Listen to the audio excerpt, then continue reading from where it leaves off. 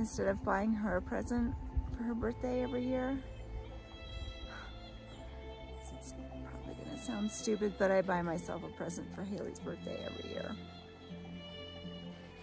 It's like a constant. When I heard that,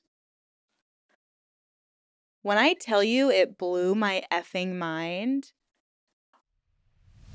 they say blood is thicker than water, or is it? If an adult child feels their relationship with their parent has become toxic, that would justify an estrangement, wouldn't it? Today, about a quarter of adult children have estranged their parents.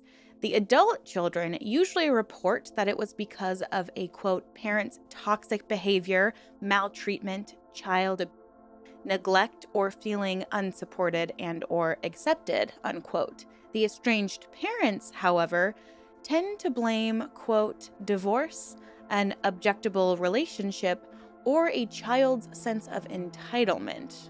Today, we are going to react to a woman who likes to blame politics, social media, the economy, and her daughter's ADHD diagnosis for her estrangement, rather than take a look at herself in the mirror and maybe take some accountability for her daughter kicking her out of her life. We'll also look at the similarities between cult dynamics and the dynamics of a dysfunctional family, or even problematic parents. It's time to take a deep breath and let the fresh air in.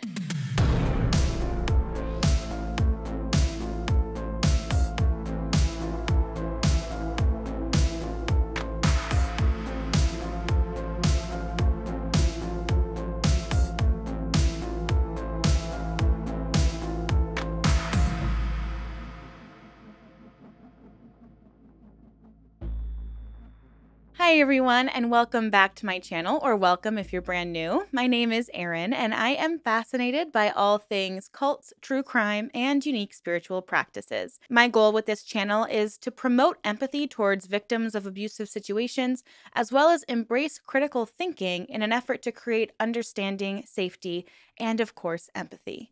I drop 1 or 2 videos a week on one of these topics, so if this is something you're interested in, please consider subscribing and hit that notification bell. I'd absolutely love to have you here. With that being said, let's go ahead and jump right into today's video. So today's video is a little bit different. One of you guys recommended that I take a look at a YouTube channel, and when I watched it, I was utterly fascinated, confused, and then essentially went down a wild rabbit hole in an effort to just learn more about what was going on and what I was seeing. Now, I am going to protect this woman's identity and YouTube channel because this isn't necessarily about her specifically. She is the example in this situation. And of course, I don't condone anyone going to find her and bully her or comment on her video. And besides, if you comment on it, it's just gonna get the algorithm to pump it out even more, and it's already at almost 1 million views.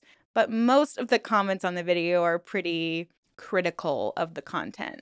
But her video reminded me of some of the key players we've featured on this channel before. People who get called out or left for their treatment of someone, but just can't seem to take any accountability and look within to try to make the situation better. Instead, they blame the victim and everyone outside the situation, creating this us versus them mentality that is quite odd.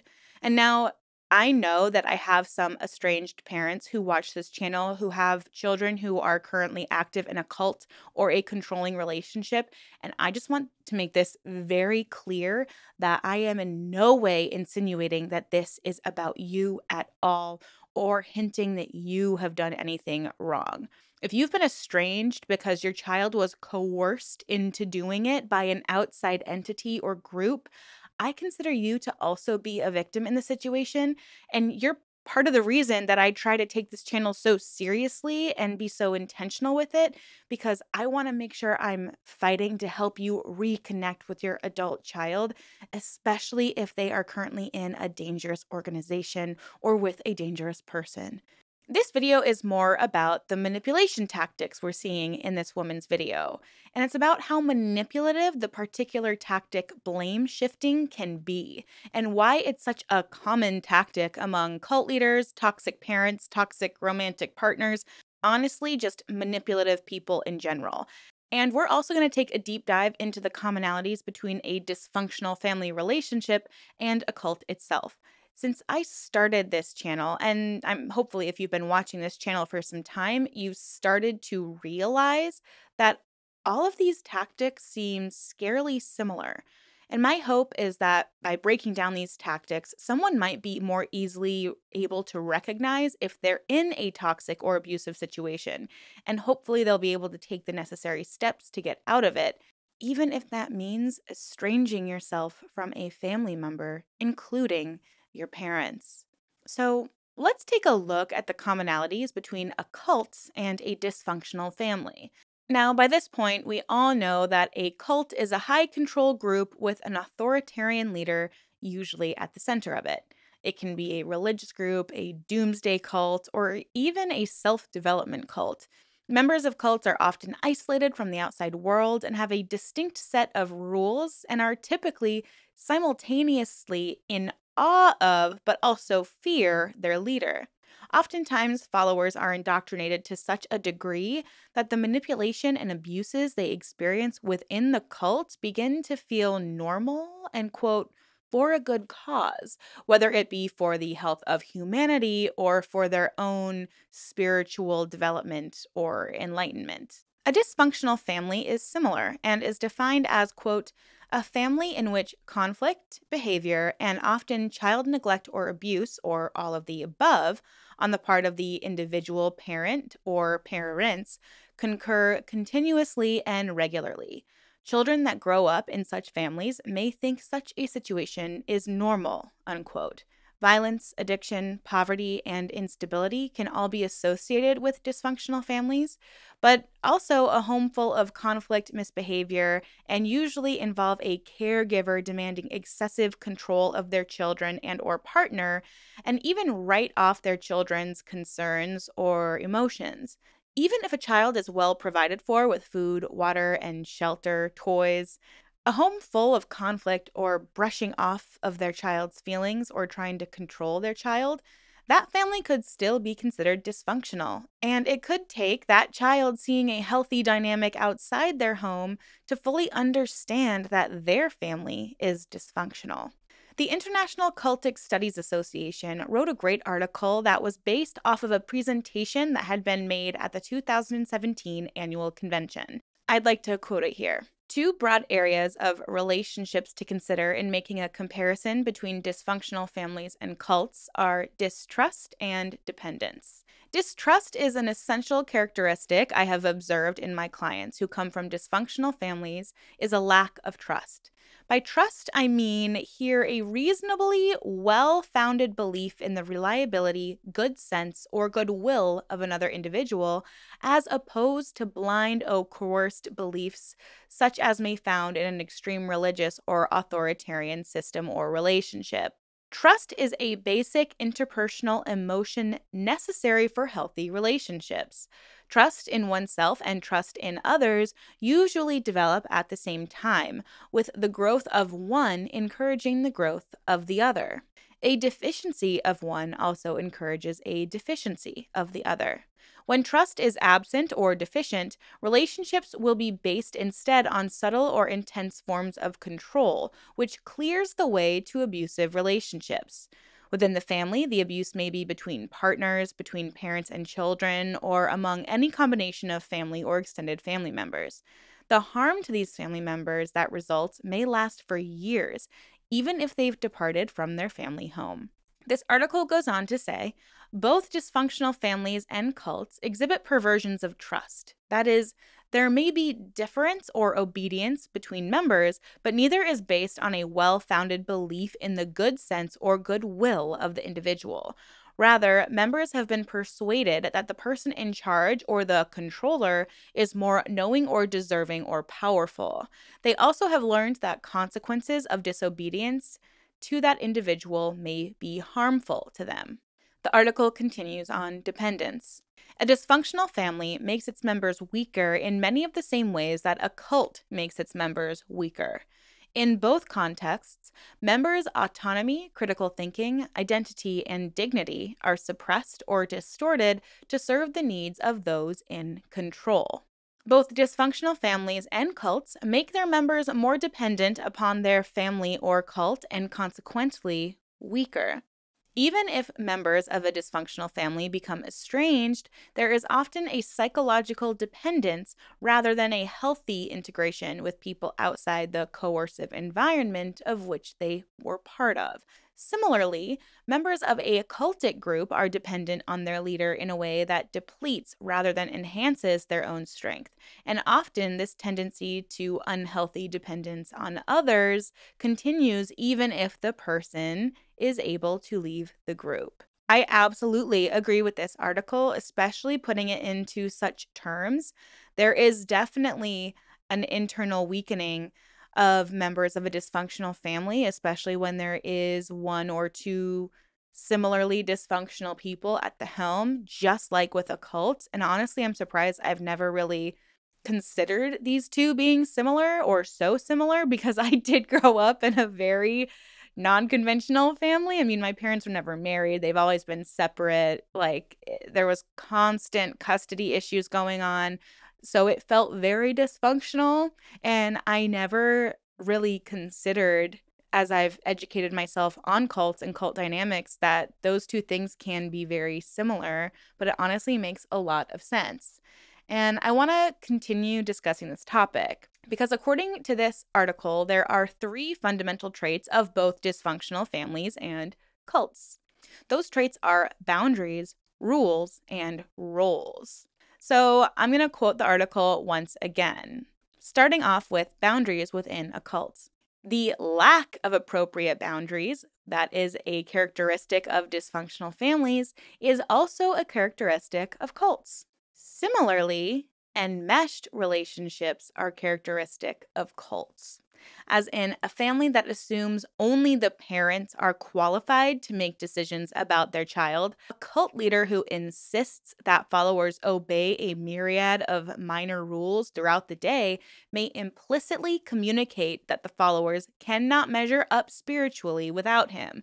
The unspoken assumption is that without me, you are nothing. People who have been involved in cultic groups, especially those born or raised in them, often find the very concept of boundaries difficult to grasp. And I can say the same in certain family dynamics. Oftentimes, when children or adult children start to form boundaries with their parents, the parents kind of don't know how to handle it, right? And it's because they see their child growing up and changing and experiencing different people, different parts of the world. Maybe if their adult child moved away, they're learning new information and they're starting to discover who they are. So their boundaries begin to change, or they start creating boundaries that they have never really had before. And they might ask their parent, here's my boundary, can you please respect it? And if the parent continuously violates the boundary, that might make the adult child want to estrange their parent. So this article goes on to say, they're so accustomed to another person invading and controlling their emotional and psychological lives that they may find themselves literally unable to make decisions about even the smallest details of daily life, such as what to eat, when to sleep, how to dress, what to say to others in social situations.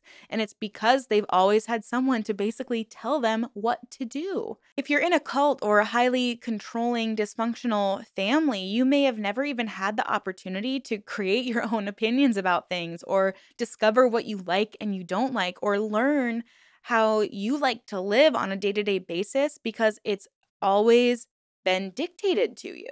So now we're going to move on to boundaries between the family and the outside world. Families who do not grant privacy to each other by means of healthy boundaries from a loving distance also tend not to trust what is outside of their family. So they're often more closed toward the outside world. In such families, all needs must be fulfilled within the family. Family members may view other families and other people as threatening or dangerous, and therefore the family limits outside contact. Thus, a child who has been invited to spend the night at a schoolmate's house may be discouraged from doing that or may be allowed to do it only reluctantly and after being presented with a long string of precautions. Or parents may view other families as useless or boring, which is very harsh. And consequently, the children in these families will tend to see the outside world as threatening or uninteresting, and so remain, whenever possible, within the walls of their family.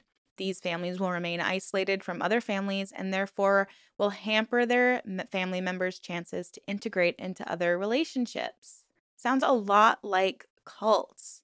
I think it's really important to let human beings kind of carve their own path. And I understand that for some parents, your child going off for a few years, going to college or moving away. I mean, I moved away from my family um, simply because I love traveling. I love switching things up. I can get bored in one place if I'm there for too long. And I understand that it can be really difficult for parents to not be around a child constantly and for them to come back and seem like they've changed. But I also think it's really important to let people expand and grow. It's almost like being in a really long-term relationship. Like me and my fiance have been together for almost 8 years now. And we've both changed and grown a lot. And there have been certain moments where I've been like, oh, this is different. He's showing a different side to himself. But I see that it's really good for him. And he hopefully has done the same for me. We've started to accept each other on a deeper level. And I think that's what's difficult sometimes between parents and adult children is I can only imagine it's hard to transition from being someone's actual parent and trying to stop parenting because there is a difference. Like I'm at the age where I'd rather my parents and my mother and father-in-law become more of a friends dynamic than like a parent dynamic, if that makes sense, because I'm getting older. I know myself a lot better. I don't really need their input on things unless I ask for it, right? So I totally understand from both sides. Like, I want to be able to be myself. I know that you want to have a relationship with me, but like, unfortunately, that relationship dynamic has to change a little bit because I don't want to be parented anymore. You did a great job. Let's be friends now, you know? And if I need a little parenting, if I need advice, I'll come to you.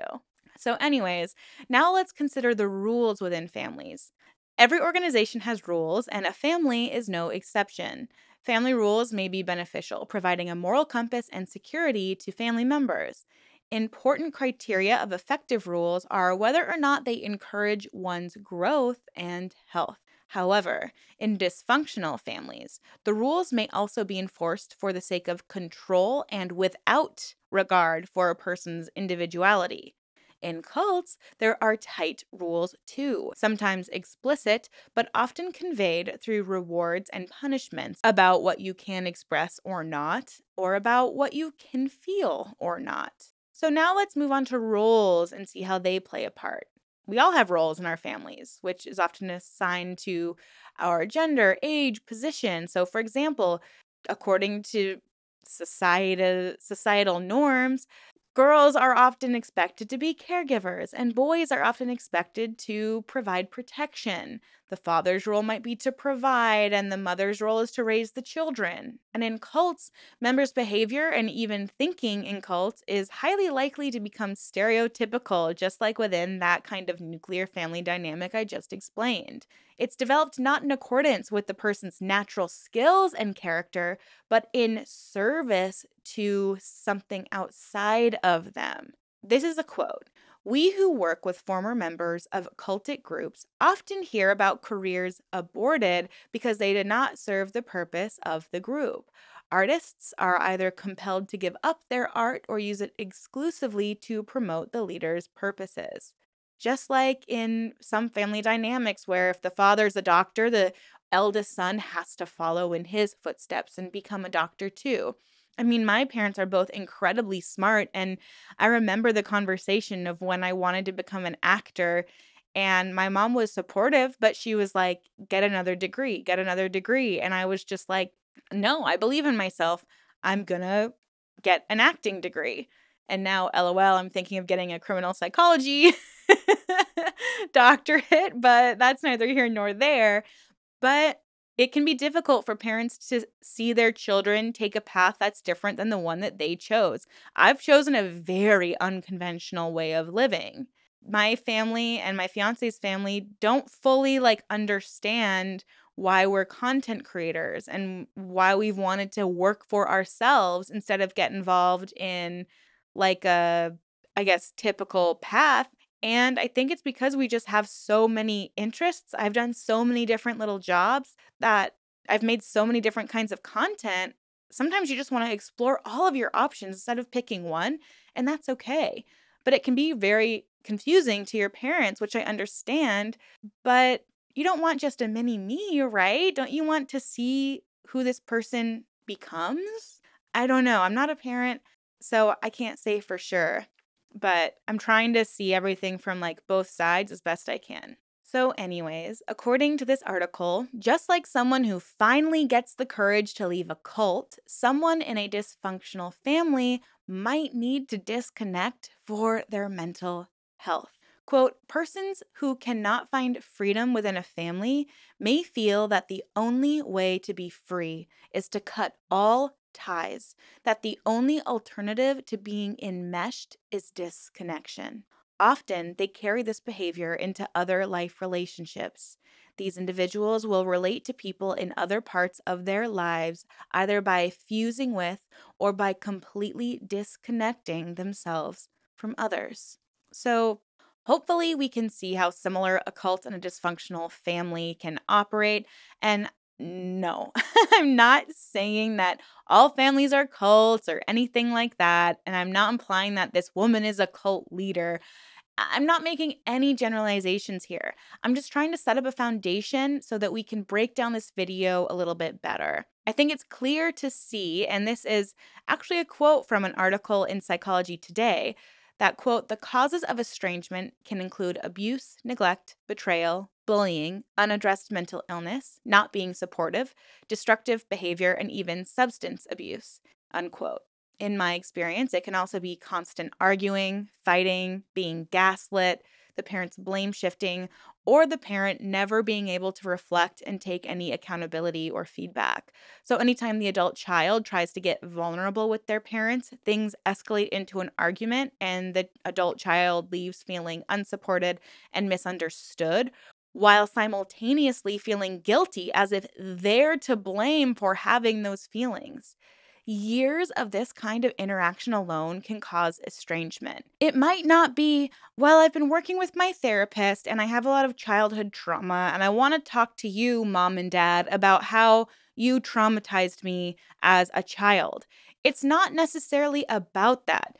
In my experience, it's mostly about the dynamic that an adult child is currently having when they try to communicate or spend time with a parent, and they're starting to feel unheard, dismissed, misunderstood, or even verbally and emotionally abused or bullied. That's why you, as a parent, could be getting estranged from your adult child. You might have done everything right when they were young. You might have spoiled them rotten. But if you can't have a healthy relationship with them now and love them, no matter who they are, no matter what they've chosen to do with their life, if you don't want to do a little work to try to have a healthy relationship with them, they might estrange you. And honestly, vice versa. Because a good point to make is maybe sometimes it's the child that's become a little toxic. That could very well be the case. But what's important is to look within and try to figure out, what did I do wrong? What was the part that I played in this relationship? No matter if you think you're to blame or not, in order to grow, we all have to be willing to look at ourselves sometimes. A psychologist who specializes in trauma therapy, Quincy Gideon, explains that, quote, by the time folks get to estrangement, they've spent years trying to set appropriate boundaries, live with disappointment, accept their family's flaws, and negotiate in so many different ways that estrangement is a relief, unquote. It could be the only option for the adult child to live a happy, mentally healthy life. So now that we've gotten all of that out of the way, I do hope that my intention with this video is very clear. And I'd also like to say that I do empathize with the woman in this video. It must be very difficult to be rejected by the very person you brought into this world. But I hope that if you're watching this, you can hear this with compassion. But I hope that if you happen to find this video, you can hear it all with compassion, especially the following message. The path to reconnecting with your daughter is not by monetizing your estrangement.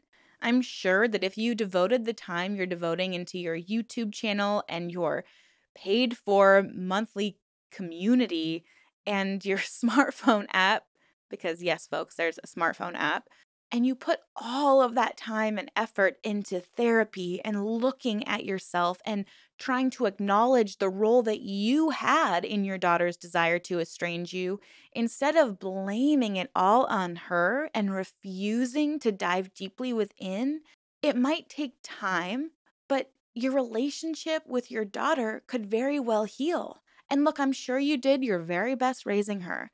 And the estrangement might not be because of something you did while you raised her. It could be some of the things it seems that you do in the very video we're about to watch. It could be how you judge her, dismiss her, you don't support her, it seems. Maybe you've picked fights with her in the past. Maybe you've made her feel small or invaluable now as an adult. There's something that is not working between the two of you right now at her current age. And from the brief little snippets we saw of the email she sent you, it seems like she's tried to communicate to you. As difficult as it is, all of us need to look at ourselves sometimes. And if we aren't able to do that, we'll never be able to have strong relationships. And we won't be able to grow ourselves. So, finally, let's get into her video. Please remember that this is an example of how someone might blame shift, manipulate information, and kind of say the quiet parts out loud rather than take accountability for how they've treated someone. It might remind you of some of the excuses and defenses we've seen from Jeff and Shalia Devine and other cult leaders and manipulative people. I am not saying she is a manipulative person. I am not diagnosing her. I'm not even saying she's a cult leader. I'm just saying the tactics used in this video are an excellent example of what it looks like to blame shift. So without further ado, let's get right into this video. I really thought I could get through this without crying. 27% of American adults have cut contact with a family member, lasting an average 4.5 years. I never dreamed I'd be part of that statistic. Have you seen this? Dear parents, I need to speak my truth. All my life, I've been gasped about what I need you to know how you're hurt my mental health. It's bad. Have my life ruined because of you. 90% of the letter was about politics and how we couldn't be in her life if we supported that guy. This kind of angry outburst from her was so out of character, we were shocked. We just didn't know what to do. Some of the feedback that this creator's been getting on her channel has been, oh my gosh, the quality is so good. And I think that's like something really interesting to point out here, because as someone who just recently created this channel, it's an investment to get high quality equipment. It takes time to research that equipment. Clearly, she's either hired someone to edit or learned to edit herself, or maybe it's her husband editing. I'm not sure. But it feels like this video was, I mean, there's reenactments of it. It seems super intentional that she went into this with the intention of trying to monetize what she's doing, which I find odd just to begin with. And we hear the voice of a young girl reading off this email. And then the mother says, it was all about basically politics. It's like, she actually told you that her mental health is bad.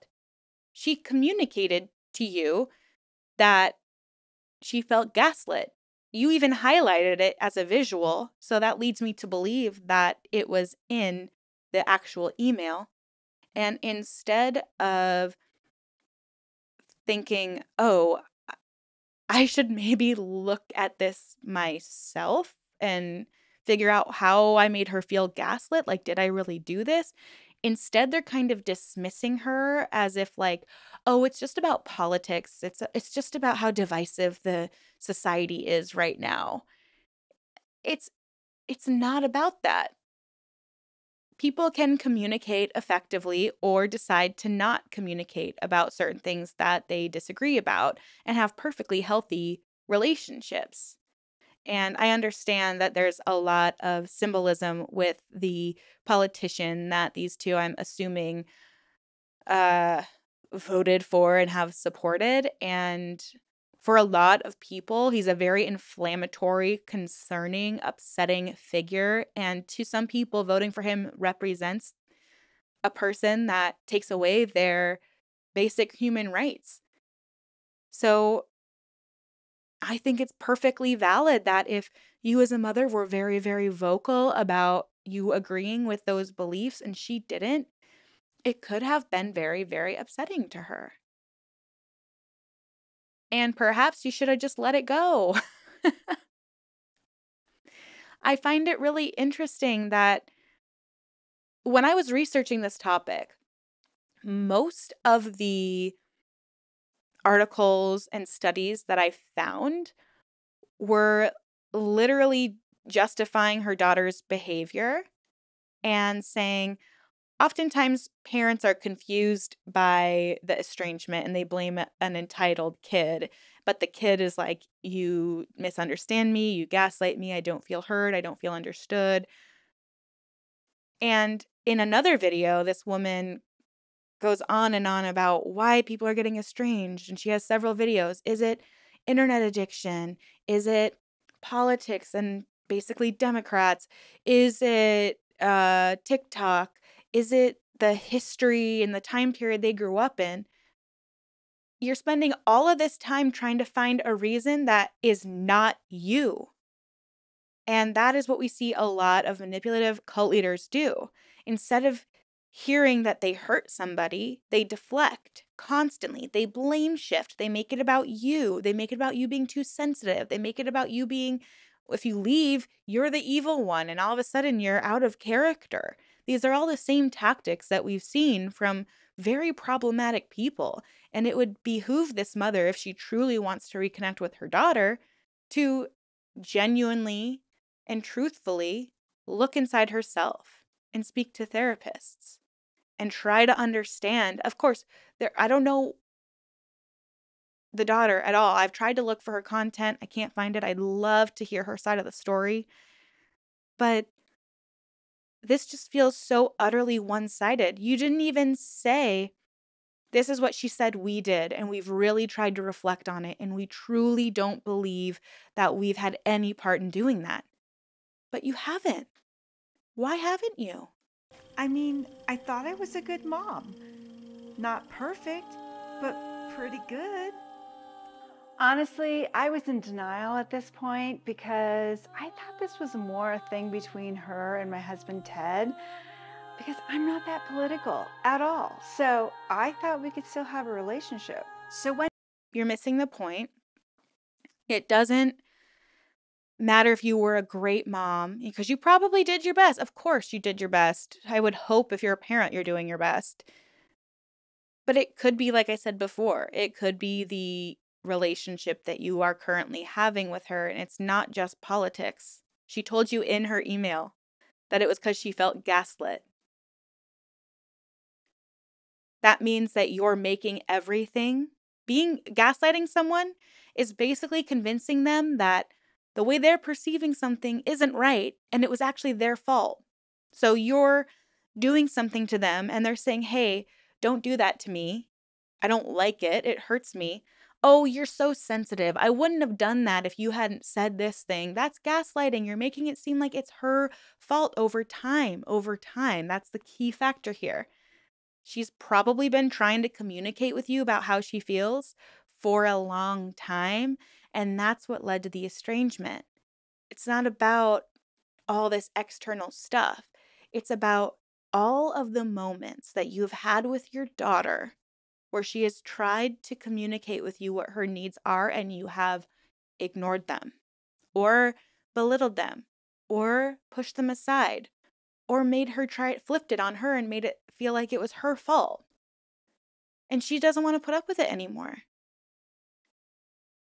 And I don't know, again, what the daughter did, but there are sources, most of the sources, when you look up parent estrangement, they say that typically the child has tried for a very long time to make the relationship work, but they feel like their boundaries are constantly violated. They feel like they are constantly attacked. And it's been happening. It's been a pattern that has happened over years usually. And then the estrangement is the last resort.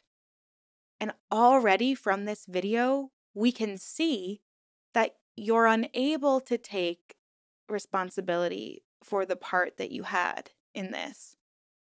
This is what has caused your daughter to want to stop having a relationship with you. One day, I responded positively to one of her Facebook posts, like normal, thinking that the letter was just some one-off thing that would blow over. But she unfriended me and followed up with a text that said something like, "You don't get to stay in my life. I'm keeping this number for family emergencies only. Don't contact me." Ted's sister got involved to see if she could help, but Haley immediately unfriended her, which was surprising because the two of them were politically aligned. So your daughter writes you an email saying she wants to go no contact with you. You brush it off and don't take it seriously, like you've probably done to her many, many times over, because that's why you've just gotten estranged. And then you decide, well, she wasn't serious. It's not that big of a deal. So I'm just going to contact her on Facebook on a public platform. That's a violation of her boundary. She's asked you to stop violating her boundaries, and you continue to violate her boundaries. That's why you're getting estranged. I don't know if you're a drinker, take a drink every time I say that's why you've gotten estranged. And I'm sorry, the reenactments are uncomfortable for me. I'm trying to stay. I've talked to a few of you before about how, like, sometimes I want to roast these people hard. I'm trying to be very compassionate and understanding, but the self reenactments of your own hurt and frustration, I don't know, for me is like reading really, it's not coming across the way I think this person wants it to come across. It is not a political issue at this point. We've had a different president for 4 years. If you still think it's an issue because of who you voted for 8 years ago, I guess probably you voted for them again 4 years ago, but 8 years ago, I don't know how to help you at this point. It's no longer a political issue. I'm not politically aligned with a lot of people that I know. One of my closest, I'm a vegan, and I've been vegan for, oh my God, I've been vegetarian. It's easier to just say how long I've been vegetarian at this point. For like 25, I don't know, 15 years? So vegan for over 10 years. One of my closest friends is a carnivore. All she eats is meat. It is possible for people who have totally conflicting ideologies to find parts about each other that they really love and appreciate. We just don't talk about why I'm vegan and why she's a carnivore. It's a personal decision, right? This is not about politics. This is about the way you two communicate together. I saw this meme that I thought was really funny once. It was like parents who complain that their children don't visit more often, and the and the meme was like, "Well, have you considered being enjoyable to be around?" I just wonder if parents sometimes, or parents like this, don't realize how sometimes their remarks or things they say and do can affect the mental well-being of their adult child. Some things can be very hurtful. Friends offered to step in and say something on our behalf, but after what happened to Ted's sister, we just said no. A couple weeks later, she did not wish me happy birthday for the very first time. This wound was so fresh, I couldn't even say her name when I talked about it. I've even had some people really close to me decide to move on from me. And that's the hardest of all. In November, I texted her that we were going to Montana to see her sister for Thanksgiving. I understand how upsetting that would be. That would be really hard. I mean, it's like a breakup when you kind of hope that they'll contact you on your birthday or a special day or Christmas or something, and they don't. And you're kind of like, oh man, have they totally moved on from me? Did they really not like think about me at all? Like, that is heartbreaking. I understand where she's coming from. This is incredibly, incredibly heartbreaking.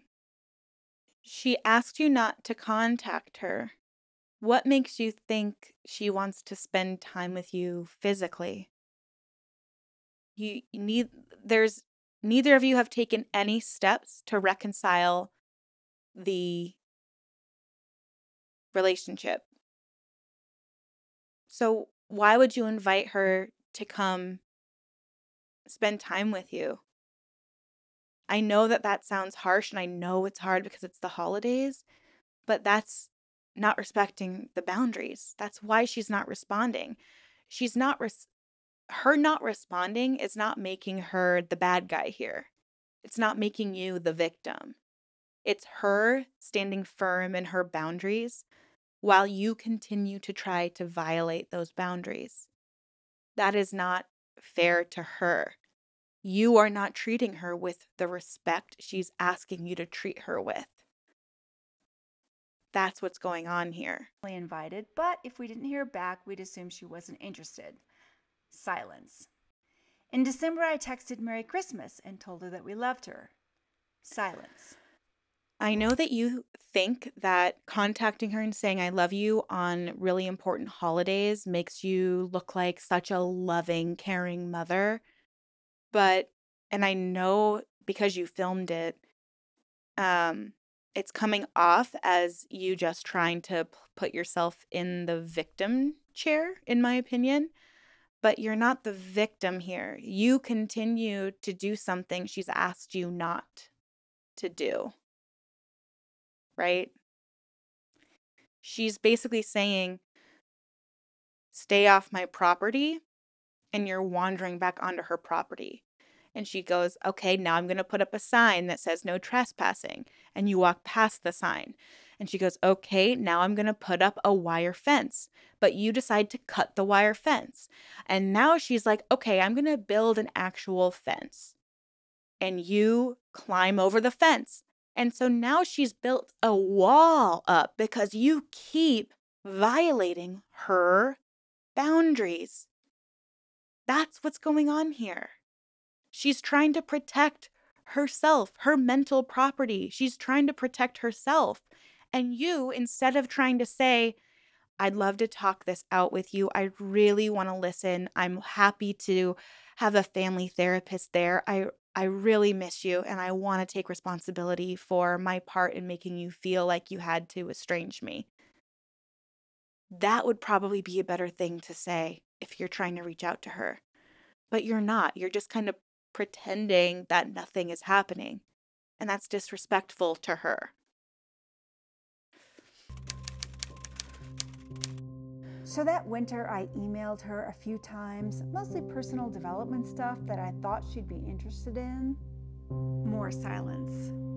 Around this If I asked someone to not contact me and they started emailing me multiple self-development YouTube videos and links as if I'm the one that needed to keep working on myself, I would literally be like, this person is just not getting it. They are not getting it. I don't know what I thought that me cutting myself out of their life would get them to look within, but they can't even do that. I'm just going to keep staying away.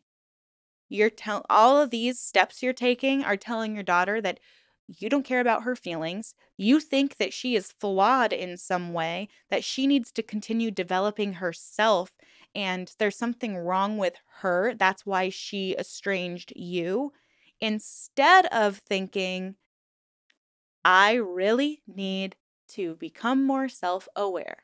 I really need to try to discover what I did. Let me reread her email and try to think back to all the times that I may have gaslighted her. Oh, wow. I really think that I did. I remember that conversation. I remember how that went. Yeah, I did kind of turn it around on her. Yeah, that wasn't her fault. I was just feeling attacked and upset, and I didn't want to admit that I had made a mistake, and I should really tell her I understand I made a mistake. Guaranteed, if any of those emails had said, I remember the time we had this conversation and I made you feel small. It was because I know I'd made a mistake and I was too ashamed to admit it. And I really want to prove to you that I'm able to take responsibility for how I made you feel. That would be better than sending her self-development videos. Time I started watching videos on estrangement to see if I could figure out what was going on. I did it intermittently because I think I was still in denial, thinking she would just come back in time. And it seemed appropriate to reach out occasionally to let her know I loved her because that's what moms are supposed to do, right? I mean, I tried to maintain contact. She shut that down. The longer this went on, the more real it began to feel, and there was just this cauldron of emotions, horrible emotions, shock and Majority of what popped up when I was looking stuff up, majority of what popped up when I was looking up this topic was telling parents, do not reach out to your child. That is not what to do if your child has estranged you. If your child has estranged you, this is why. And it has supported everything that I've said so far. And you have to look harder to find stuff like this, like what she's posting, than stuff that just says basically, yeah, look within and take a little accountability. She's literally scrolling past like Psychology Today and interviews with doctors and psychologists and PhDs. And it's like, no, no, no, no, no. I don't want to take any responsibility. I don't want to take any responsibility. Oh, here's someone that says it's because of the financial crash in 2008, which is literally something she talks about in one of her other videos. She has a whole history about how millennials could have and Gen Zs could have potentially been affected by the financial crisis and how that could have potentially led them to estrangement. And we're all so individualistic now. All we care about is ourselves. So the family dynamic is breaking apart and it's ruining this country. It's just like, you really can't just say, oh, I fucked up. shame, anger, denial, sadness, depression, betrayal. It was so hard to process. I joined some parental estrangement groups on Facebook to see how other parents were coping, and while it was nice to know that I wasn't alone, I could not spend too much time there because it was all the same misery that I felt. So horribly sad and depressing. There were just broken hearts everywhere. I could not face all that pain. Sadly, at one point, I had to text her to let her know Grandpa died, Ted's dad. She'd had a good relationship with him. I was very matter of fact about it. He died. There's a memorial. Here's the Zoom link. This was still during COVID. She did attend, to her credit. We were glad to see her there, although we didn't see her there. She didn't have her camera on and she didn't say anything. She was there. That's really sad. And she didn't block your phone number because she wanted to hear about family emergencies like this. And it is great that she showed up. But I find it kind of interesting that, like, in all of the footage that you are sharing with how great of a parent you are and the great relationship that she had with other family members, they're all when she was a young child. Where are they when she was an adult? Where is the actual proof that you guys did have a firm, healthy adult relationship? Because from the outside, it looks like maybe it hasn't been very positive for a long time, and that's why she's made this decision. And again, I'm really sorry for your loss, and I'm glad that she was able to attend the virtual funeral or memorial. But like, she also doesn't owe you a response. Like, I know it's hard to not get a response after something like this, but she doesn't owe you a response, if that makes sense. Like, just because you parented her, she doesn't owe you anything right now, especially if she's feeling like you're not really a positive aspect in her life anymore. If you aren't currently treating her well, I think it's only fair that she wants to take a break. I sent her a text wishing her happy birthday and telling her I loved her. Silence. I was so sad on her birthday. This is a very special day for me too. It's the day I first became a mother. I guess that's my way of saying I still love you, I still think about you, but I don't want to intrude in your space. And instead of buying her a present for her birthday every year, it's probably gonna sound stupid, but I buy myself a present for Haley's birthday every year. It's like a constant. When I heard that, when I tell you it blew my effing mind, way to make it about yourself. And I get this video is her story. It's about how she reacted to the loss of having a relationship with her daughter. I totally get that. But one, you're still reaching out to her when she's asked you not to. That is not a sign of love. That is violating her. If you loved her, you would respect the boundaries that she's put up. But you buy your you buy yourself a gift because you're so sad. I honestly laughed when I first watched this. I feel bad. I wasn't laughing at her. I'm laughing at the concept of this. You claim you're so sad, but you're like, I'll just get myself a little treat. And I get it. Some of us, like, we deal with grief with doing nice things for ourselves. I get it. But for you to act like this is so hard for you to get yourself a gift, it's just, you're making that choice. You're like, it's Haley's birthday. I am going to get myself a gift. I don't understand. Consolation prize.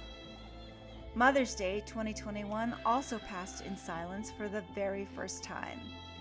By now, I had moved from shock and shame into feeling this kind of low-level anger, definitely resentment, and betrayal.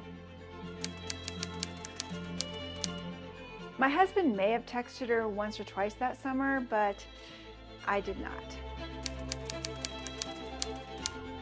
On the 1-year anniversary of her angry letter, I emailed my sad letter response. I started off with a story about the time I saved her from choking to death on a candy wrapper when she was a baby, which was probably the worst way to start, but I didn't know. Then I went into the I don't know everything, but I did the best I could reasoning. Then I went on to calmly address some of the points in her letter. I apologized for not being the parent she needed, but I also expressed dismay at her level of intolerance. which I probably shouldn't have done, but I wanted to be honest and basically just wished her the best of everything in life. My birthday passed in silence once again, which is sad because she was the one who always remembered everybody's birthdays in the family, even my dad's, who she hardly knew. Can you not see how accountability with a "but you did this to me" is not true accountability? You can't take accountability if there's like a stipulation to place blame on the person for whatever thing you took accountability for. Does that make sense?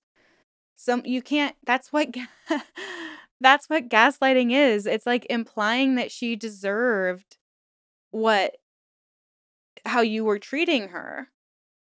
And I get that you feel angry and resentful. That's probably not the best emotion to have when you're trying to write a grounded letter to your daughter who has estranged you.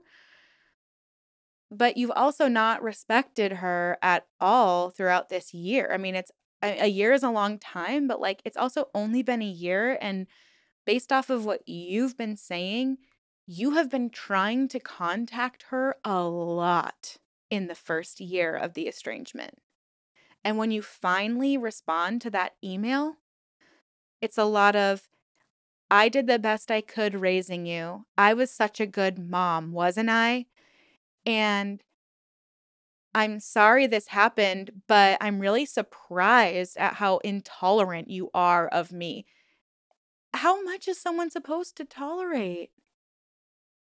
If you really want me to believe that your side of the story, the one you're presenting, that she just estranged you out of the blue for no real reason and you have no idea why, if that's the true case, show me what she sent to you in the email. Why didn't you show us the email? Because it maybe wasn't just politics? Because maybe we would see, oh, she has some good points? Because from what you've shown in this video, it looks like she sent you a long email. And you respond with basically, "I did the bare minimum to make sure my child didn't choke on candy." Pretty sure every parent would do that. That would be the first instinct that a parent would have. If I saw a child crying that or choking that wasn't mine, my first instinct would be to save it from choking. That's not like oh wow. It's like you're trying to get a pat on the back for doing what anyone would do. That's like saying, "I gave you food, I gave you water, I gave you shelter." Yeah, you chose to be a mom, and that's the bare minimum of being a mother, is to provide me my basic instincts or basic necessities, is to provide me what I need to survive and to be protected. That's the bare minimum. You signed up for this. I didn't sign up for a relationship with someone that makes me feel terrible every time I leave that space with them. It is not necessarily, again, about how you were a parent when she was younger. There is something in the dynamic that you have between her as an adult that needs healing. And I think it can be healed, but not if you continue down this path. Around this time, we discovered her TikTok, which I have to confess was strange and difficult to digest because she does a lot of exotic cosplay. And I couldn't help myself. I binge watched a bunch of them, then combed through all the comments looking for any mention of us. I was pretty annoyed at being relegated to the status of random internet viewer, but I was glad. So you're judging her? I get it could be uncomfortable. I don't know what the content is because I tried to look up her daughter and I couldn't find her. But you're judging her. Could this be why she estranged you? Was there constant judgment for things she likes to do? It's cosplay. And I understand that some cosplay can be like erotic, but I can't help but wonder, just kind of using discovering the blues clues of this video, it sounds like this woman is like very conservative. So I'm wondering like what her definition of exotic is. Is it just her daughter in like maybe a little bit of a revealing cosplay outfit? And she's like, oh, this is weird. I don't like it. Obviously, your daughter likes dressing up in cosplay. Just let her have joy. Let her do it without judgment. And how is that relevant to your estrangement video?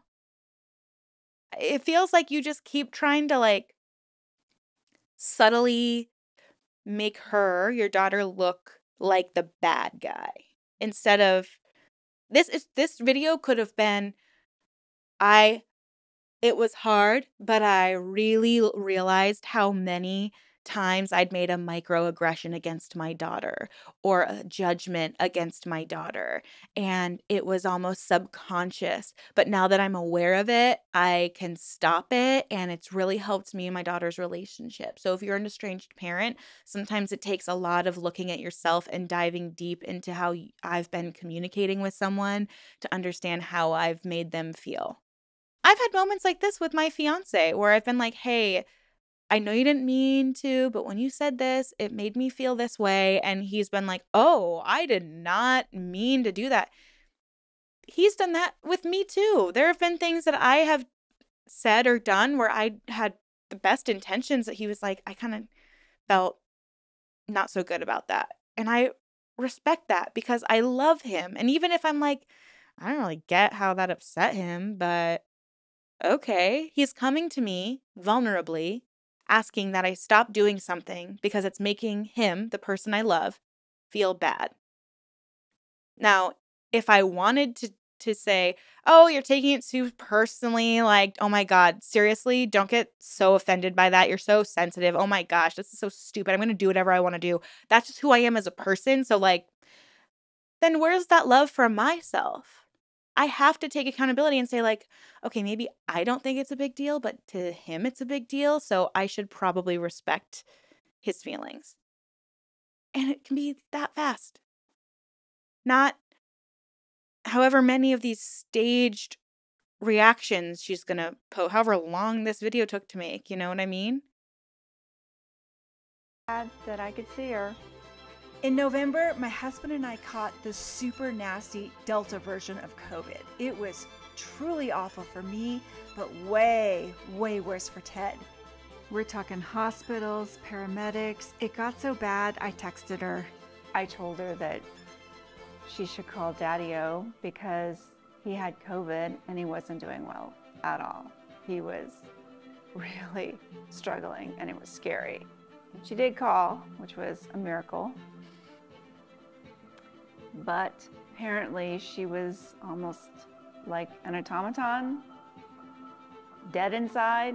I don't know, kind of like a robot. I mean, Ted really appreciated the call. Don't get me wrong, really appreciated that call. It meant so much to him. But it was also like she wasn't all there. It was very strange. You know, I've had moments like this, and this is the only real way I can put this in a way that I feel like if I were speaking to this mother, she would kind of understand. When someone has hurt me or violated me or upset me, and I'm at the point where I'm like, I really don't want to be around them anymore, I have a hard time faking it around them when I am in a situation when I have to be around them, if that makes sense. Like, it could be an ex or a friend that you felt like did you wrong and you're just kind of in the same circle and you have to, like, after months of not seeing them, you have to see them again and you're just like, you have a wall up, you have a block up because, like, your guard is up because you don't know how to interact with them anymore because they're not able to understand why the dynamic of your relationship has changed. And I think that that is what's happening here. Is it's not that she's just different. She just was a different version of herself. She doesn't feel comfortable talking to you because she isn't sure if you're going to judge her or make a snide remark or how uncomfortable it's going to be. So she's keeping things very close to her chest. She's trying to be very careful with everything she says. And she does love both of you guys because she called. If she didn't care, she wouldn't have called. So instead of like adding a but to it to infer that she's doing something wrong, maybe ask, wow, why doesn't my daughter feel comfortable being herself around me? Why? Ted texted her after he recovered to thank her for calling, but she didn't respond. My dad died on Christmas Day, but I didn't bother to tell Haley because she didn't really know him. He was a sweet guy, but kind of an odd duck living in his own world. But he was my dad, and it was really hard to watch him die. And the one gift that you get out of that typically is that it makes you realize how short and precious life is. I don't really understand why she keeps saying like irrelevant things about someone's character. Like, why couldn't it just be my dad passed away and I was really sad?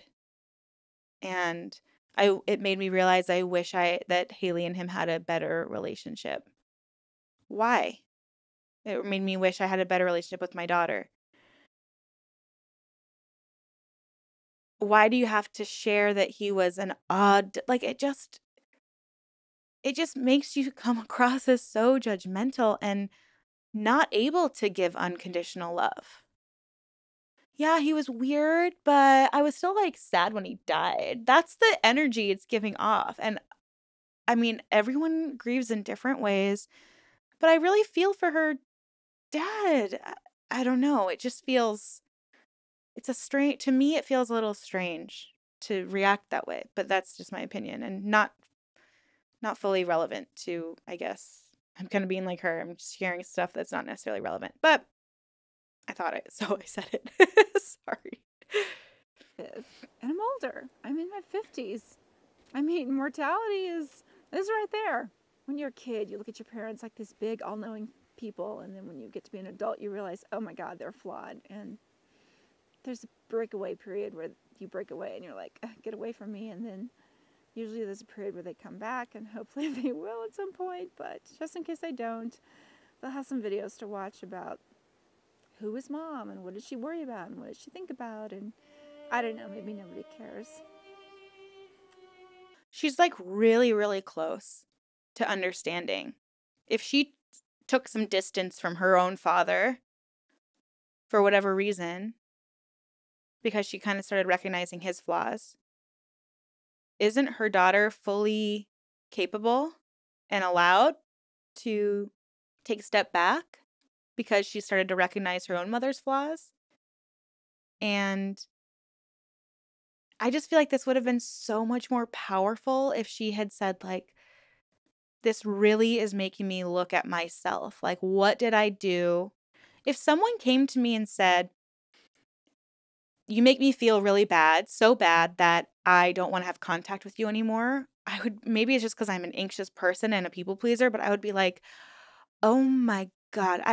I would play like every moment interaction that I had back with that person and be like, oh, I did say that. I did not even mean, oh my gosh, that was such an off the cuff comment. I didn't even mean to say it that way. Or, oh, I could see how maybe she felt judged by me. Or, oh my gosh, I totally shouldn't even have brought that up. I don't know why I said it.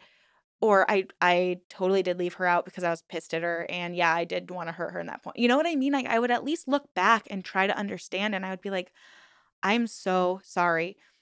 This death in life that I'm experiencing is really making me reflect on how I can become a better person because I want you in my life. I'm afraid that I'm nearing the like second half / end of my life potentially, and I'm scared and I want to become better and I want to have a relationship with you.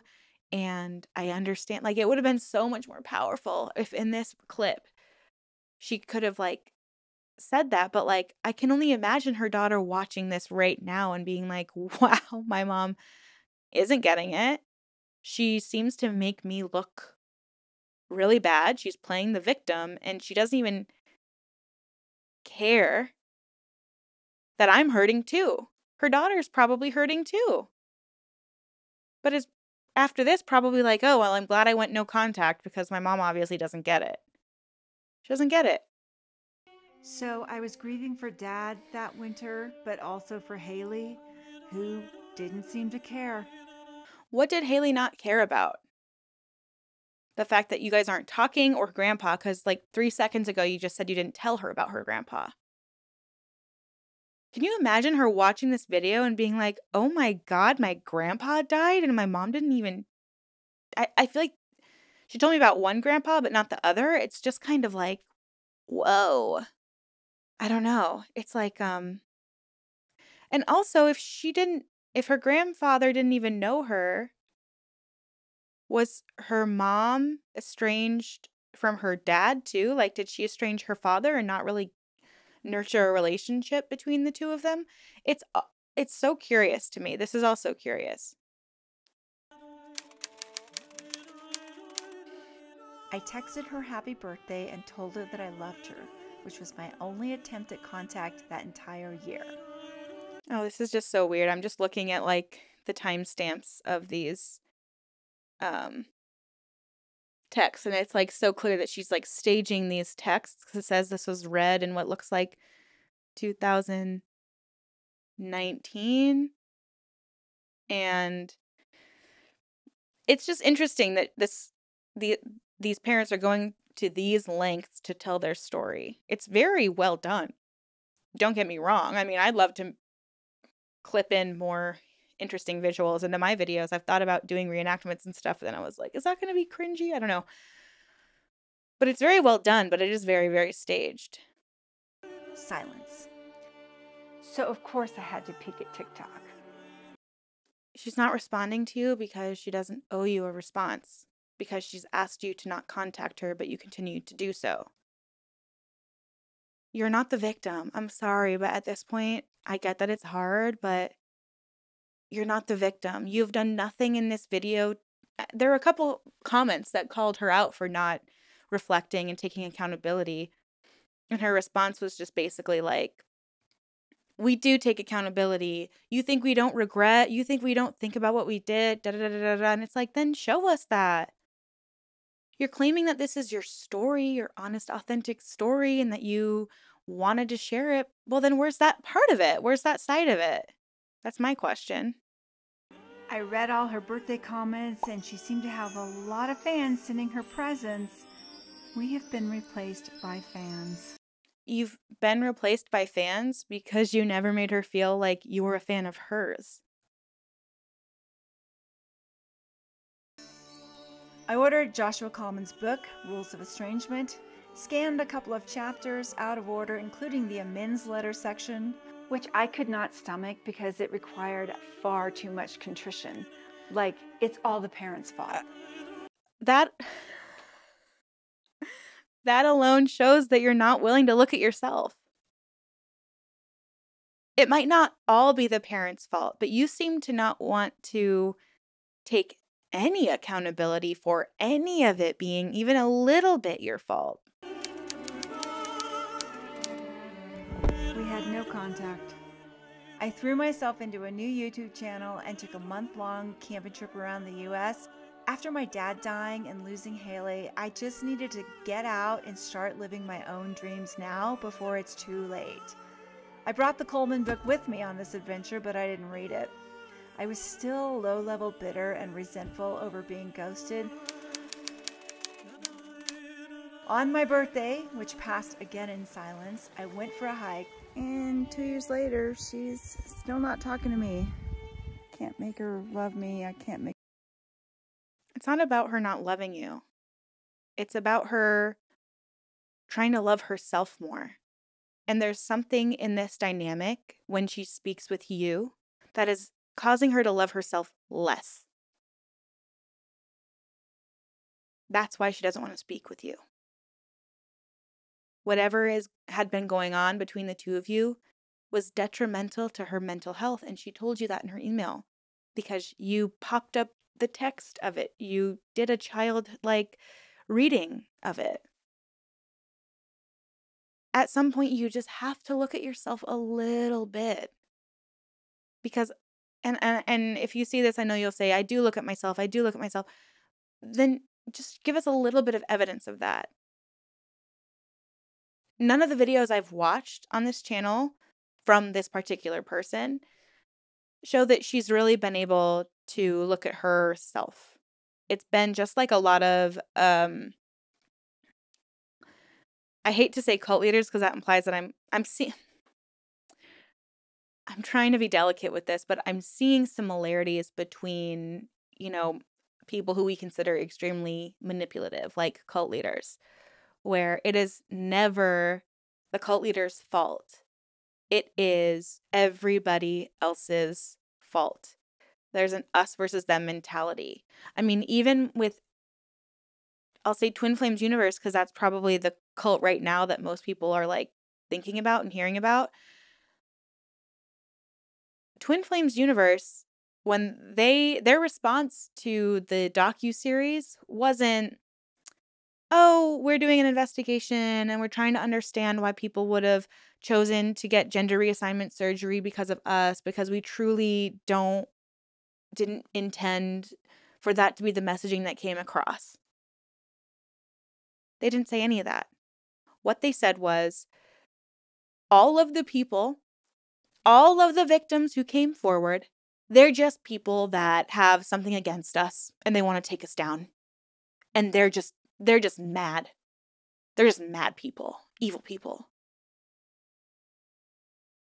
No, they're not. They're victims. They're people that you hurt. Take a little accountability. It's the same. It's like blame shifting. And something I forgot to mention prior was when she's looking for content about estrangement. And I mentioned how she actually had to search for people who were not blaming the parent. It's called confirmation bias. When you continue to look for information that supports only what you believe in. That's what she's doing here. She's looking for more and more information that makes it so she doesn't have to take responsibility for the part she's playing in her daughter's estrangement. So now she's created a community of parents who pay to be in a community with her and her husband, and they get support for being estranged, but that support is all just based off of this confirmation bias. Pay for a therapist and try to understand the part that you probably played in your daughter's estrangement. Her want to talk to me. I can't make her call. I can't make her do anything. So I'm just trying to cope. I never in a million years imagined that I would have a daughter who would just cut me out of her life. We did the best we could. And we poured a lot of love and resources and time and energy. And she rejected me. And it's hard not to hold a grudge. Admitting that I was angry and holding a grudge was really hard because that's not who I am. I binged on her TikTok again and found some references to us, including a video dedicated to what she'd learned going no contact with her parents. I sat down with Ted and we watched together. I think the thing that I guess irks me, that whole love with strings attached thing, I don't get that. I don't know where that comes from. I don't want to be with people like that. Love is... They love you for who you are, not for who they want you to be. She was tactful, but the comments supporting her decision to dump us were really hard to take. We also learned that she's been diagnosed with ADHD and high-functioning autism, which was news to us. Maybe that explains some of her behavior. We never knew. If we had seen it, we would have taken her to doctors, but we didn't see it. What does that tell you then? I feel like they're both so close. And maybe you think that you were not loving her with strings attached, but you were making something you were doing was making her feel like you only loved her with strings attached. And maybe her diagnosis is affecting her behavior. Maybe she has spoken to somebody who has helped her understand the potential toxic or maybe even dysfunctional dynamics that are at play in her relationship with you. And along with her diagnosis, maybe the therapist helped her really understand herself, really understand what she needs to function in a healthy way. And a part of her functioning in a healthy way is going no contact with you. She seemed like a normal kid to us. She doesn't even care how we feel. She doesn't care if we're struggling with this issue. She doesn't care if we're alive or dead. I mean, she doesn't really know. I don't hear any, I'm really sorry. There's nothing there. There's just, I had a mental problem. Sorry. She didn't care. She doesn't care still. I'm sorry, I'm just very upset. I really thought we did our best. She cares, but she cares more about herself, I would say. I don't know. If I were her and I was watching this video, I would be utterly disappointed in how my parents were reacting to me. And I would feel hurt. I would feel really hurt. If I went no contact with my parents and they did this instead of tried to better themselves or at least take a look in the mirror and at least if I had gone this is just me, but if I had gone no contact with a parent for years and they came to me and finally said, hey, I've been working on myself, I've been in therapy, and I really see how some of the things that I've said and done to you have made you feel like you needed to estrange yourself from me. But if you're ready, I would really love to work on our relationship together. But I respect if you're not ready for that. If you don't respond, I'm going to try to keep working on myself so that hopefully, if and when you're ready, we can work on this together and you can feel like you truly can trust that I've also been working on this on my own because I'm ready to take accountability for the part I played. And I would love to talk to you more about it. And if you'd like a third party there, so history doesn't repeat itself and we can communicate from a grounded place and effectively and with understanding, I'd be more than happy to do that. But I really miss you. I love you. And I'm really trying to be more aware of how the things I say and do make you feel. Instead, you've tried to monetize a YouTube channel all about how she obviously doesn't care and I'm the victim and I was such a good mom and how dare she. And poor me, but at least I get an extra present on her birthday every year. It's kind of shocking even for me from an outside perspective. But this is exactly what the same tactics that we would see in a high control group. Kaylee's going against the mold. She's broken free. So it has to be her fault or an outside entity's fault, right? Oh, they're evil on the outside. They're evil out there. It's like it does feel like she's broken out of a cult-like dynamic. And she's like, no, I recently interviewed Jessie Hersey. This is the best way to put it. She quietly left TFU. Quietly left because she wanted to protect herself. Quietly left, blocked, went no contact. Because if she had stayed contact, manipulative people they have a very clever way of drawing you back in, making you feel special again, love bombing you again. It's once you speak out that they give you a cease and desist, take you to court, attack you, viciously attack you. Some cults will stalk you, make your life miserable, right? And I think, I mean, now that I'm kind of thinking about it, I'm curious if they saw that their daughter was starting to talk about going no contact. So in um in almost like a revengey way, they're like, well, we're going to talk about what it's like from our perspective because you're the mean one that doesn't even care. That's, I think, where I'm wondering if that's why they've started this channel. I'd be very curious to know if that was part of the motivation behind starting this channel, like retaliating against what their daughter was saying about going no contact. Throughout this whole ordeal, I've continued my daily meditation practice, and afterwards I usually spend a few minutes reading from some inspirational book. At one point, I was reading about living a compassionate life, and when I got to the chapter on forgiveness, wow. Lately, I've been thinking about forgiveness. Forgiving her, but forgiveness for myself, too. And Ted. But mostly myself. Because you can't help but blame yourself when something like this happens with a child that you raised and poured all your love and energy and everything. You know, we just gave her the best of everything we could. Letting go of our anger is a way of being compassionate towards ourselves.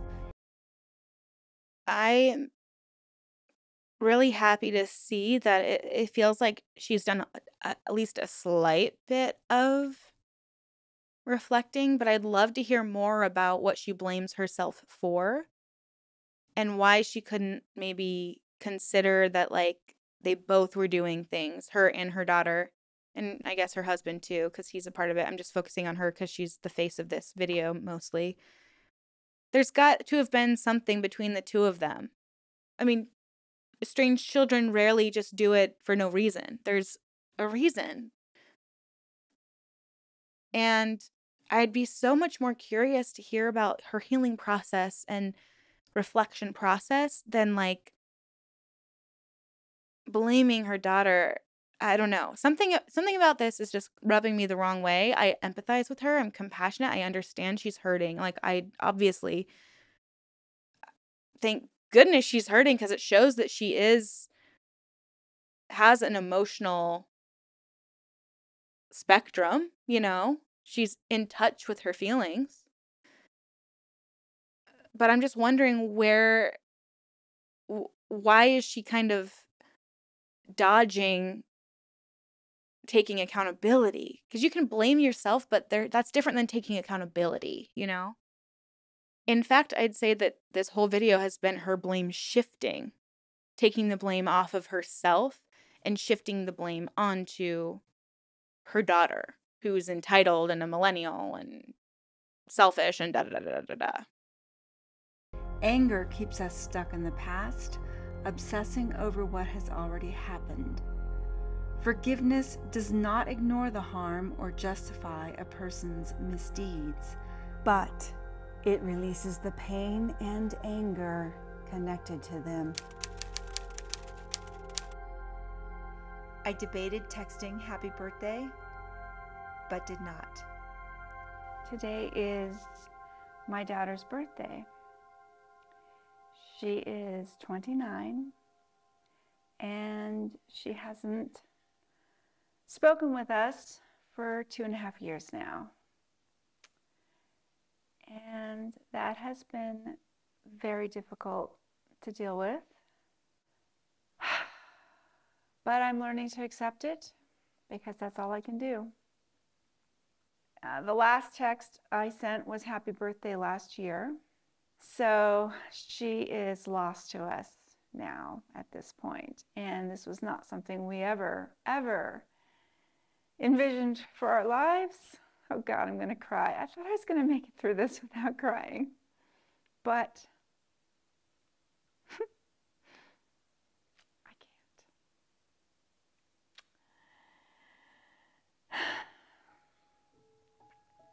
can't. It's like she's dead, but she's not, and I'm grateful that she's not. And I am grateful that she's on social media somewhere. If I feel the need to go see her, I can see her. So, happy birthday, Haley. I wish you all... I can really see the pain. Like, it's very clear that this woman's gone through a lot of pain and has felt a lot of pain regarding this. And it would be very painful. And those special dates would be really stark reminders of the lack of connection with somebody. And it is really heartbreaking. I can only imagine how heartbreaking it is for a parent who's lost contact with their child. And as much compassion and empathy as I also have seen the way that she's responded to people's criticisms and how she would probably react to this video if she saw it, which would probably be, attack and blame, and she'd probably get mad. She's probably going to be very mad that I made this video. But I just can't help but feel like there's a piece that she's missing. And the sooner she tries to find that missing piece, if she truly wanted to reconnect with her daughter, I don't believe that this is the best route to take in order to do that. I think this is only going to isolate her further from her daughter, unfortunately. All the best in what you're doing. I admire that you're following your dreams and you're doing what you believe is right. And I hope you are loved and surrounded by people who truly love you, not for some persona that you may be online, but for who you truly are as a person. I just can't help but wonder, how many times did you actually say this to your daughter before she estranged you? I'd be curious to know. And I know you're a kind soul with a really big heart, with so much love to give. And so I hope you find a place to express that love and find someone's who appreciate that love and reflect it back to you. I wish you health and happiness to just live your best life. Do good in the world. Just know that I still love you, no matter what you say or don't say about me. You can't change that. I will fucking love you forever, like it or not. Because I'm a mom. And moms are like that.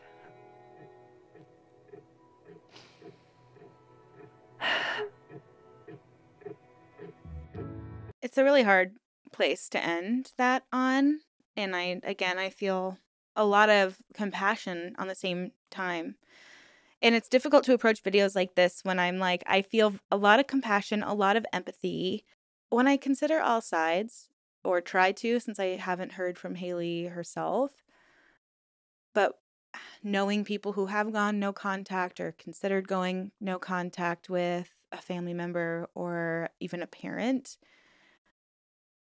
it's always been for very valid reasons, and it's always been a really, really difficult decision to make. And it's usually been after a long, painstaking time of trying to figure out a way to connect better with their parent. And when you feel like you're doing all of the work in a relationship and the other person does no work and takes no accountability for the relationship and where it's at, it can be exhausting. And it can feel like when you're around like I said before, there have been certain people in my life where I knew I had to let them go, because when I was around them, I felt like I was a shell of myself. I couldn't be myself. And after trying over and over and over again to communicate effectively express how I feel, try to get them to understand why I felt the way that I felt, it became so clear that they weren't willing to do any of the work to really try to make the relationship better, and I was the only one trying. And at some point, you just want to not have to be the only one trying. And I want to circle back to the true purpose of this video was to recognize that the dynamics that are at play, both within a dysfunctional family and within a cult, are incredibly similar. I think that all manipulative people kind of tend to use the same playbook, whether or not they fully recognize that they are using these tactics. They are, which is so fascinating. In the interview I had with a psychiatrist, I'll try to link it probably on this side. I asked her, do you believe that these people like have a true awareness around the manipulative things they are doing? And she was like, sometimes people don't recognize the manipulative things that they're doing. They might not actually think they're running a cult. They might not actually think that they're being manipulative. They might not have awareness because of whatever is going on in their brain. And some do. Some fully understand what they're doing, but the odds justify the means, you know? The risk doesn't match the reward to them. So they do it anyways. And I think that in family relationships are so interesting and dynamic and complicated. And I'm not going to pretend I understand this particular one, but this blame shifting, playing the victim, acting like the aggressor or the bad person is the daughter is a lot of the same tactics that we're seeing from cult leaders who finally get called out on their behavior, right? They feel this need to like publicly name and shame the person. They need to point out flaws in that person's character. They need to try to show that like something must be wrong with that person. How dare this mother share a diagnosis that wasn't hers to share, you know? And so it's really, I hate seeing anybody cry. Obviously, this person has been in a lot of pain, and that's justified, understandable. But at the same time, it's difficult to trust those tears because it just feels like she's playing the victim in a way. And I mean, if we look at the tactics, if we break them all down, she was trying to find only information, confirmation bias, trying to find only information that supported her belief that she does not have to take accountability in this. So much that she's created a paywall for a community of other parents who don't have to take accountability. She is blame shifting. She seemingly sounds to like manipulate the truth because we don't know what her daughter really said in the email. She just said it was because of politics. And she's creating an us versus them mentality. A lot of her videos are about how like millennials and Gen Zs are doing this, but other generations aren't. And, you know, we millennials and Gen Zs were of the age of technology, right? So we're bound to learn new information. There's more coming at us. There's more we're discovering. And so, and mental health is becoming, luckily, something that we're talking about more and more. So if we're discovering ourselves, learning new information, excited to share that with people, wanting to be our full authentic selves, and we're going to the place that should be the safest for us, our home, and we're starting to feel rejected, why would we want to stay there? There's a meme I recently saw and I wanted to share from this lady. You are not obligated to have relationships with family members who are not good for your health. And I think that that is exactly 100% true. Also, I would rather adjust my life to your absence than adjust my boundaries to accommodate your disrespect. That's what's happening when someone cuts someone out of their life. So I hope that this brings some validation to children who have estranged their parents for these reasons. I hope it promotes some level of reflection and understanding for estranged parents who are unable to take accountability, and when there's not some type of outside third party person or organization involved. And I really hope that we can be more aware of these dynamics that are at play, because it's kind of scary to consider that your family, the person who's helping you grow, they're conditioning you, they're shaping you into one type of person, whether it's intentional or not, and accepting that you're going to grow, you're going to change. And knowing these tactics of manipulative people is best for everybody. Even if it feels scary or hurtful or worrisome to look back and be like, oh my gosh, was I manipulative? Or what were they manipulative? Or is this a situation I need to get out of? Are they trying to get out of a situation I'm putting them into? There's a lot at play here. It's very complicated. So I just want everyone to have a better understanding of these complicated and dysfunctional dynamics that are playing part in all of these manipulative situations. Well, that was a lot. Thank you all so much for sticking with me. I hope you enjoyed this video, and I'd love to hear your thoughts down in the comments below. I always promote respectful dialogue, but let's refrain from any personal attacks, arguments. If I see any bullying or anything negative in the comments, I'm just going to have to remove those comments, because I just want this to be a safe space for people to express themselves authentically. And take care of yourselves. Always ask questions, and just please stay safe out there.